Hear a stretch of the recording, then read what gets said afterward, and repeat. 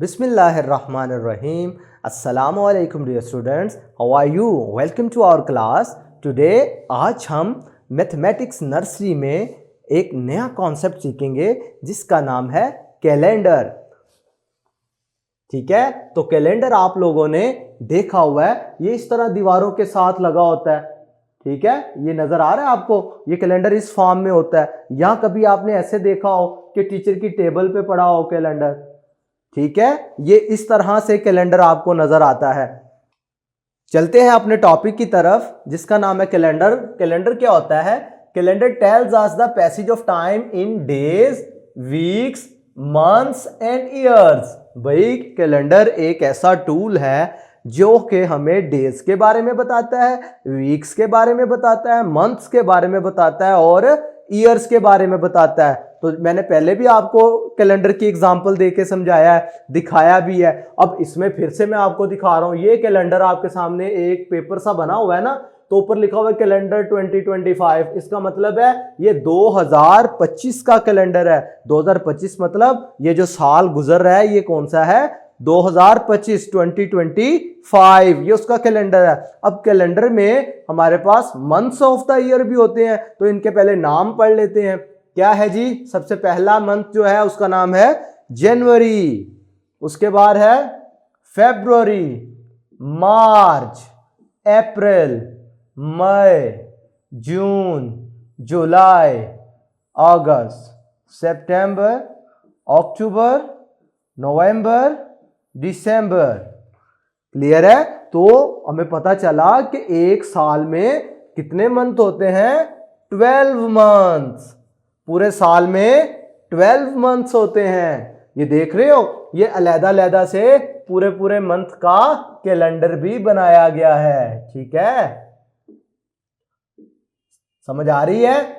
तो इससे आपको क्या पता चल रहा है? ऑर्डर भी समझ आनी चाहिए कि पहले महीने का क्या नाम है? जनवरी। दूसरे महीने का क्या नाम है? फरवरी। तीसरे महीने का क्या नाम है? मार्च। चौथे महीने का क्या नाम है? अप्रैल।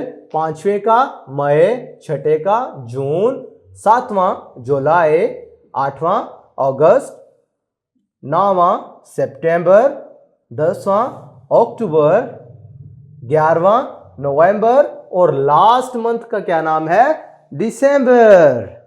क्लियर है? तो टोटल ये 12 मंथ हैं और ये हमें कैसे पता चलता है? कैलेंडर की मदद से। अब इसी से रिलेटेड हमारे पास एक्टिविटी है, एक छोटा सा क्वेश्चन है आपके लिए। Match the following months of the year with their order. अब ऑर्डर में आपको समझा चुका हूं कि पहले महीना कौन सा है, दूसरा कौन सा है, तो बस आपने मैच करना है। जैसा कि आपको आसानी के लिए ये जनवरी मैच करवा दिया गया ना कि ये पहला महीना है, फिर उसके बाद फेब है यानी फरवरी, तो ये दूसरा महीना है। फिर मार्च है तो मार्च आपको पता है तीसरा महीना है। अप्रैल 4th मंथ है। मई जो है 5th है। जून जो है ये 6th है यानी छठा महीना है। जुलाई क्या है? 7वां। अगस्त क्या है? 8वां महीना। सितंबर 9वां। अक्टूबर 10वां। नवंबर 11वां और दिसंबर 12वां महीना है। तो इस तरीके से आपने इसको सॉल्व करना है, मुश्किल तो नहीं है।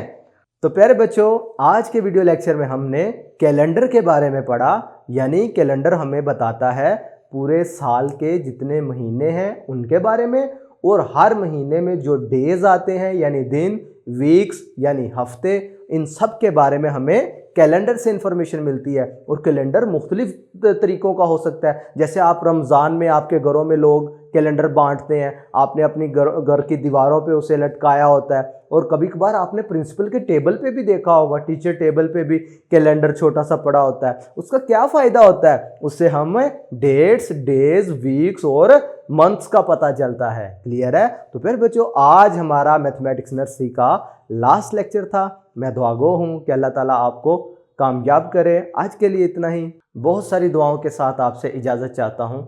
अल्लाह हाफिज़।